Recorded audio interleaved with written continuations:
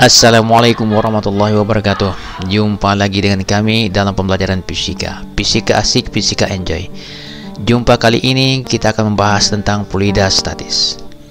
Di dalam fluida statis itu ada beberapa materi yang ingin kami sampaikan kepada Anda semuanya. Yang pertama ada yang disebut dengan adalah massa jenis. Yang kedua ada lagi disebut dengan tekanan. Materi yang ketiga adalah tekanan hidrostatis. Materi yang keempat adalah hukum Pascal. Materi yang kelima, tegangan permukaan zat cair. Yang keenam, tentang hukum Archimedes. Yang ketujuh, kapilaritas. Yang kedelapan, viskositas fluida dan hukum Stokes. Inilah yang ada materi-materi sub daripada fluida statis. Adapun materi yang akan kita kaji pada malam ini hanya 3 buah saja. Yang pertama massa jenis, yang kedua adalah tekanan, yang ketiga adalah tekanan hidrostatis. Masuk kita kepada massa jenis. Massa jenis atau kerapatan suatu zat didefinisikan sebagai perbandingan massa dengan volume zat tersebut. Dapat kita rumuskan massa jenis, lambangnya adalah Pro, sama dengan massa per volume, di mana Pro adalah massa jenis suatu zat dengan satuan kilogram per meter pangkat 3. M adalah massa zat dengan satuan kilogram. P adalah volume zat dengan satuan meter pangkat 3 atau meter kubik. Nah, jika kita ketemu massa jenis suatu benda, ditanyakan berapa massa jenisnya, maka kita pakai rumusnya adalah M per V. Namun sebaliknya, jika sekiranya ditanya berapa massanya, maka kita tinggal menggalikan Pro dikalikan dengan volume. Tetapi apabila volume ditanya, maka M-nya tetap di atas, Pro-nya di bawah, sehingga P sama dengan M per Pro. Nah, kita ingat bahwa satuan dari massa jenis selalu diberi satuannya adalah kilogram per cm pangkat 3. Jika satuan ini kita konversikan ke dalam satuan SI, satuan standar internasional, maka kita perolehlah G gram, kita jadikan ke kilogram, maka dikali dengan 10 pangkat minus 3. Sementara sentimeter dijadikan ke meter, sini sentimeternya yang pangkat 3, maka akan menjadi 10 pangkat minus 6. 10 pangkat minus 3 di atas dibagi 10 pangkat minus 6 di bawah, maka akan menjadi dia 1000 kg meter pangkat 3. Itu satuan untuk konversi sistem internasional untuk massa jenis. Lanjut kita kepada contoh soal. Contoh soal 1. Sebuah balok dari bahan kuningan mempunyai panjangnya ini adalah 8 cm, kemudian lebarnya adalah lebih kurang sekitar 5 cm dan tingginya 2,5 cm. Bila diketahui massa jenis daripada kuningan itu adalah 8.400 kg meter pangkat 3, pertanyaannya adalah berapa massa daripada balok tersebut. Panjangnya 8, lebarnya 5, kemudian tingginya 2,5 cm. Kita ketahui panjang 8 cm jadikan ke meter adalah 0,08. Kemudian lebar 5 cm dijadikan ke meter 0,05. Tinggi 2,5 cm dijadikan ke meter 0,025 meter. Massa jenisnya adalah 8.400 kg meter pangkat 3. Pertanyaannya adalah berapakah massanya? Maka untuk mencari massanya kita jawab, kita gunakan rumus yang sama. Cari dulu volumenya. Volume adalah panjang kali lebar kali tinggi. Ini adalah dalam matematika rumus ini sering kita gunakan. Kita kalikan panjang 0,08 dikalikan dengan lebar 0,05, kemudian kalikan dengan tinggi 0,025. Hasilnya ada diperoleh.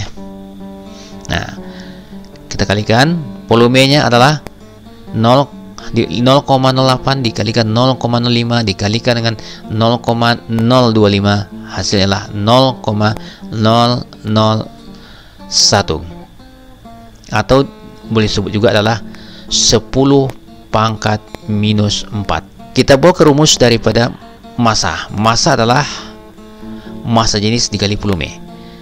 Massa jenisnya 8.400 kg per meter pangkat 3, sementara volumenya adalah 0,001 meter pangkat 3. Jika ini dikalikan ini coret 2, kemudian ini juga dicoret 2, tinggal 8,4 dikalikan 0,1. Hasilnya diperoleh adalah 0,84 kg. Karena meter dengan meter pangkat 3 dengan meter pangkat 3 ini bisa dicoret. Ini adalah contoh soal mencari daripada massa jenis dari suatu benda. Ketika di soal ini kita jumpa dengan massa bendanya yang ditanya. Jadi massa balok kuningan itu adalah 0,84 kg. Tekanan.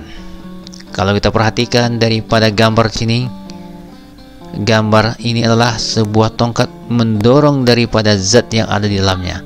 Peristiwa ini dapat diabadikan di dalam sebuah piston.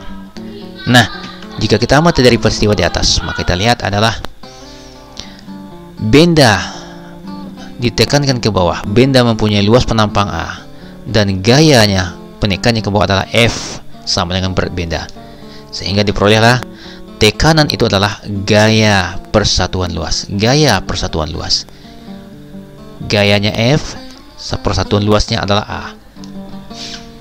Tekanan bisa juga dirumuskan menjadi gaya per luas, dirumuskan menjadi P sama dengan F per A, di mana adalah F adalah gaya, A adalah luas penampang.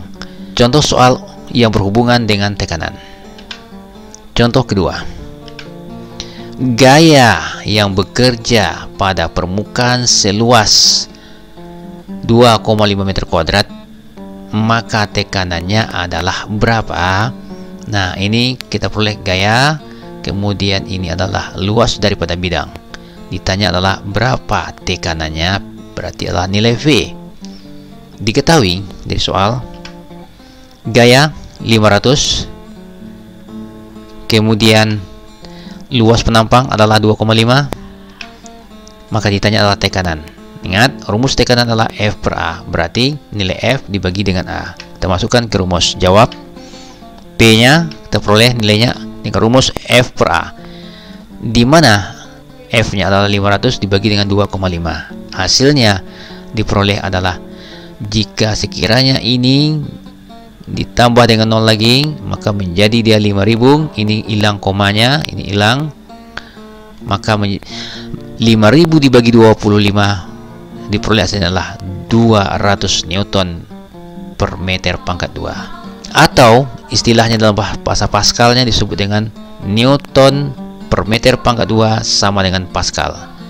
Ya, nilai ini sama dengan Pascal. Satuan lain daripada Newton per meter pangkat 2 sama dengan Pascal, sehingga diperoleh P sama dengan 200 Pascal. Tekanan hidrostatis. Tekanan hidrostatis, tekanan zat cair yang dalam keadaan diam disebut dengan tekanan hidrostatis.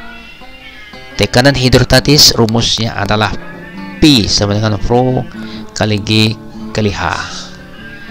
Keterangan, Rho adalah massa jenis zat cair, G adalah percepatan gravitasi bumi, H adalah kedalaman, sehingga P sama dengan tekanan hidrostatis. Contoh soal nomor 3.